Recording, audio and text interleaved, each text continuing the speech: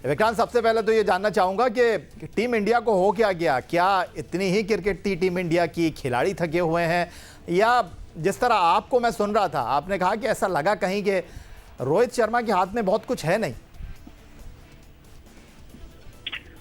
नहीं, मैंने ये नहीं कहा कि रोहित शर्मा के हाथ में बहुत कुछ नहीं है। मैंने ये कहा कि शायद रोहित शर्मा बतौर कप्तान वर्ल्ड कप से ठीक पहले ज्यादा सवालों से जूझ रहे हैं। और ये हम सब जानते हैं कि जब आप एक बड़े टूर्नामेंट में जाते हैं, एक बड़े टूर्नामेंट से पहले जितने सवाल कम हो किसी टीम के पास, वो उतना बेहतर खेलती है। और टूर्नामेंट से पहले कुछ और सवाल थे, टूर्नामेंट के बीच में कुछ और सवाल हुए, और टूर्नामेंट के बाद एक और सवाल हो गया। सबसे बड़ी बात जो मुझे दिख रही है वो ये है कि क्या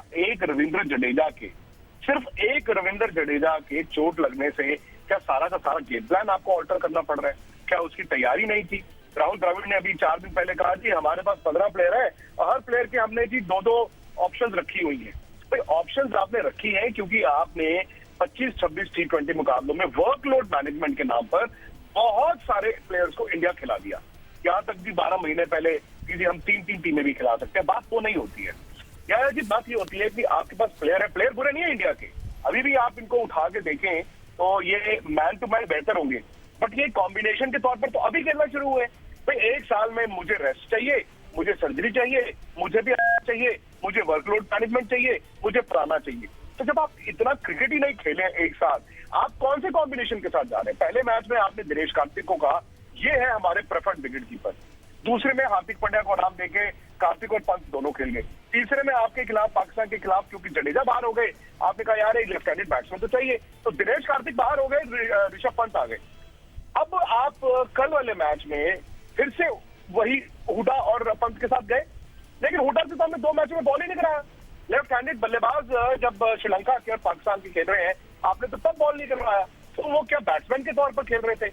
अगर वो बैट्समैन के तौर पर खेल रहे थे तो 37 साल के दिनेश कार्तिक, जिनको आप 3 महीने पहले कमबैक करा रहे थे कि यार ये है, he is the finisher we need, उनको बाहर बिठाया हुआ है। तो मेरा कहने का मतलब ये था कि कभी कभी क्या होता है ना, जब आप रास्ता सीधा हो, सीधा जाके बेहतर होता है। आप उसको दाएं बाएं जलेबी बना के उस रास्ते को तय करना चाहते हैं, उससे फायदा नहीं नुकसान होता है, जो अभी फिलहाल इस एशिया कप में भारत को हुआ है।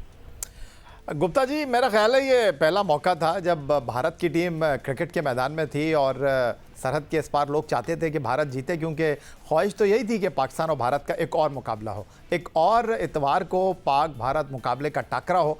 लेकिन हुआ नहीं इस तरह, और उसमें कई गलतियां की हैं भारतीय कप्तान रोहित शर्मा ने। मुझे ये कह लेने दीजिए, क्योंकि जब 28 अगस्त को पाकिस्तान भारत का मुकाबला हुआ तो वहाँ रोहित शर्मा ने जिस तरह अपने बॉलर्स का इस्तेमाल किया था वो कमाल था। लेकिन मैं आपसे ये जानना चाहता हूँ कि जिस अंदाज में इस टूर्नामेंट में रोहित शर्मा ने कप्तानी की, वो छोटे कप्तान है नहीं, उनकी क़यादत में मुंबई इंडियंस 5 IPL टाइटल जीत चुकी है। लेकिन आप इस बात से इत्तेफाक करेंगे कि इंटरनेशनल क्रिकेट में आप 5 बॉलर्स के साथ खेल रहे हों और आपके हार्दिक पांड्या जो है वो पहले मैच के बाद ऑफ कलर नज़र आ रहे हो आपको, तो कप्तान को छठे बॉलर का ऑप्शन तो इस्तेमाल करना चाहिए, लेकिन नहीं किया उन्होंने। तो आपको नहीं लगता था कि अगर आपने जो है वो छठे बॉलर के तौर पर किसी मुस्तनद बॉलर को ही टीम में शामिल कर लेते? आपकी बैटिंग तो इतनी लंबी थी। आपने सही कहा, इसीलिए मैंने देखिए कहा है, रोहित शर्मा जब कप्तान बने थे, ऑब्वियसली आप IPL की पेडिग्री की बात करते हैं कि जी IPL में इनकी कप्तानी देखी, इनफैक्ट इंडिया के लिए कप्तानी देखी, ये जो थोड़ी देर इन्होंने स्टैंडिंग कैप्टेंसी में, इनके पास टाइटल्स हैं, टूर्नामेंट्स हैं। बनस्पत विराट जो कि परमानेंट कप्तान थे, उनके पास कोई टूर्नामेंट की जीत नहीं थी। और रोहित शर्मा का ये माना भी जाता है कि वो टीम के साथ बड़ा अच्छा लेके टीम को चलते हैं, उनकी सोच बड़ी सिंपल है। लेकिन आपने कहा, जो मेरे मानना है कि भारत ने तो कप्तानी में या मैनेजमेंट में या आपकी सिलेक्शन में बेसिक गलतियां की हैं, बेसिक एलिमेंट मिस्टेक्स जिसे कहते हैं। जैसे आपने अभी बात की, भाई आप कैसे 5 बॉलरों के साथ उतर सकते हैं? और फिर प्रेस कॉन्फ्रेंस में आके कल रोहित ने बोला कि हमारे पास 6 थे और हम बड़े मैचों में भी 6 ही खिलाएंगे, लेकिन यहाँ हम 5 के साथ टेस्ट करना चाहते हैं। मुझे ये आज तक नहीं समझ आई बात कि ये टेस्ट करने वाली बात कौन सी हो गई। वो टीम अपने आप को टेस्ट करती है जो उस शोबे में, जैसे T20 में आप वर्ल्ड चैंपियन हैं, आप T20 में आप किसी के हाथ नहीं आते, तो आपने कहा चलो यार एक नई चीज इजाद करने की कोशिश करता हूँ, और 2 मैच हार गया कोई बात नहीं यार, वर्ल्ड कप तो हम जीत रहे हैं।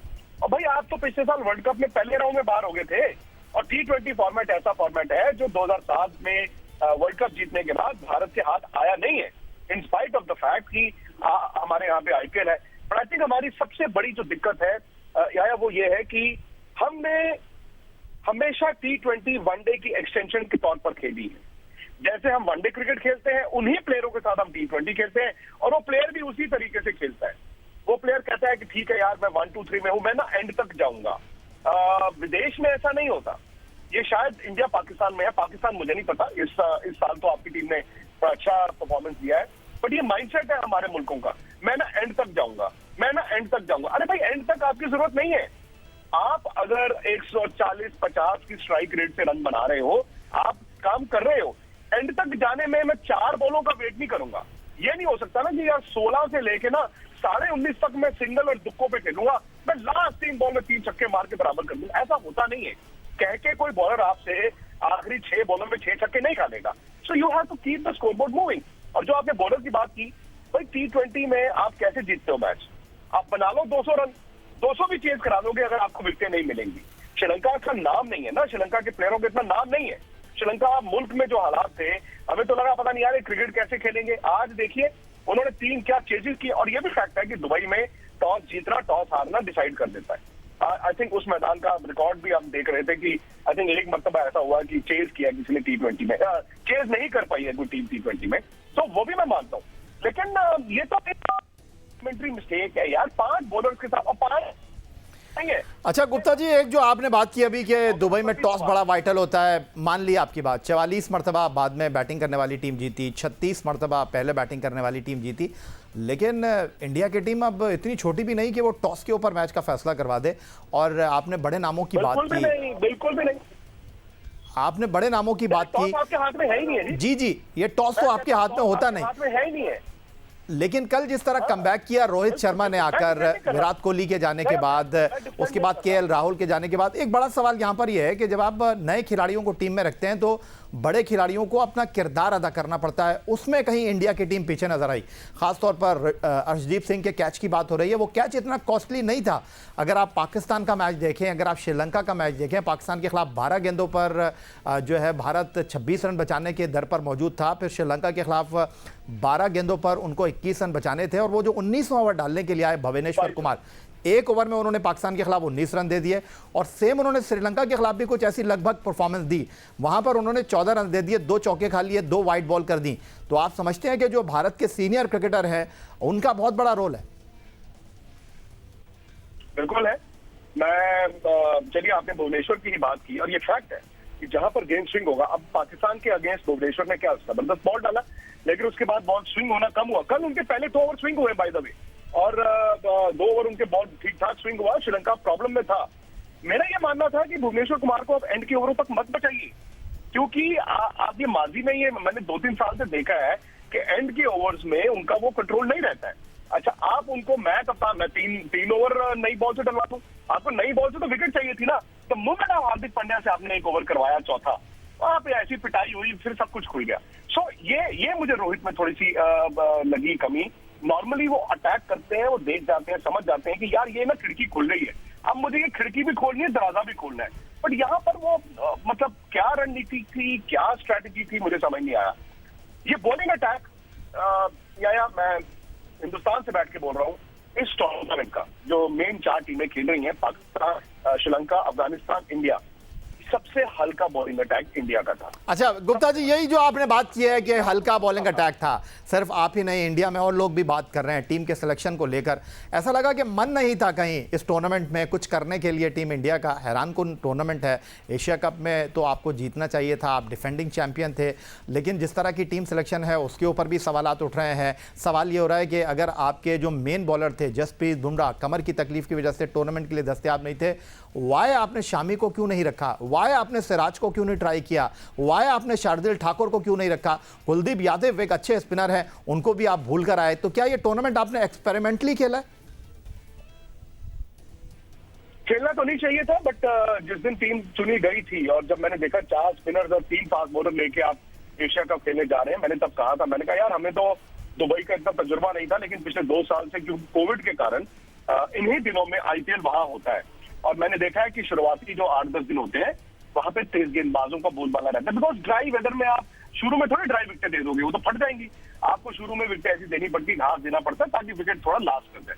और मुझे ये यकीन था कि शुरुआती मैचों में तेज गेंदबाज fast bowlers will have an impact. आपने ठीक कहा, बुमराह कुछ नहीं किया जा सकता, पता नहीं वर्ल्ड कप भी वो अवेलेबल होंगे नहीं, हर्षल पटेल को भी चोट है, पता नहीं वो वर्ल्ड कप अवेलेबल होंगे कि नहीं होंगे। And I agree with you, Mohammed Shami 3 महीने पहले एक तब मैं इंग्लैंड में था, तो एक मैंने कहानी पढ़ी, वो प्लांट हो जाती है ना, कि मोहम्मद शमी ना अब सिलेक्टर्स के रडार से निकल गए हैं T20। आई शॉक्ड।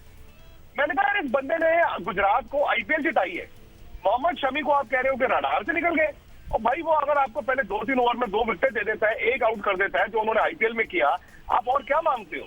लेकिन आप चाहते हो डिबली डॉबली बॉलर खिलाते रहे। अभी 3 महीने पहले तक तो लोग हिंदुस्तान की बॉलिंग अटैक को कह रहे थे दुनिया का बेस्ट फास्ट बॉलिंग अटैक। मैं आपके पाकिस्तान के साबिक प्लेयर्स को भी सुनता था, वो भी बोलते थे यार इंडिया जैसा फास्ट बॉलिंग अटैक, इंडिया जैसा। तो अचानक क्या हुआ, सिर्फ एक बुमराह। बिकॉज आपने जो 2-3 नाम लिए, मैं उमरान मलिक को भी उसमें जोड़ता हूँ। उमरान मलिक लेकर आप आ गए, फिर उसके बाद आपने उस लड़के को बाहर कर दिया। आपने ये कहा देखो यार T20 फॉर्मेट में ऐसा होता है ना, अगर एक मैच में पिटाई हो जाए प्लेयर का कॉन्फिडेंस गिर जाएगा, तो हम चाहते हैं यार लाल बॉल से बॉल डालें, वो भी फेयर था। बट आप अगर एक रास्ते में जा रहे हैं, उसमें ट्रैफिक जैम है, तो ये थोड़ी है कि आप वहां से गली और कूचे का रास्ता नहीं ढूंढेंगे। मैं नहीं कि ट्रैफिक जैम में बैठा रहूंगा। अरे भाई आपको जरूरत है, आप मोहम्मद शमी के पास जाओ। हालांकि मुझे अब लगता है कि इस हार से, कम से कम ये है कि इस हार से, क्योंकि मैं सवाल उठा रहा हूं, आप सवाल उठा रहे हैं, हर कोई सवाल उठा रहा है, तो जिनकी जवाबदेही है अब वो प्रेशर में आएंगे ना। अब हो सकता है कि आपको मोहम्मद शमी को लाना पड़े,